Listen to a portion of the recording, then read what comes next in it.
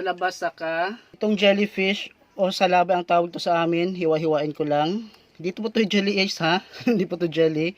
Ayan o, salaba yan. Ayan, okay na yan. Saka itong dahon na sibuyas. Sali natin. Ayan. Suka. Ayan. Halu-haluin lang. Siin ko lang itong sili para mas lalong sumarap. Yan, titikman ko na. Ito yung jellyfish. Ayan o. Fresh na okra. Masarap. Talaba. Kanin. Sarap. Pritong isda. Bagay dito. Wow.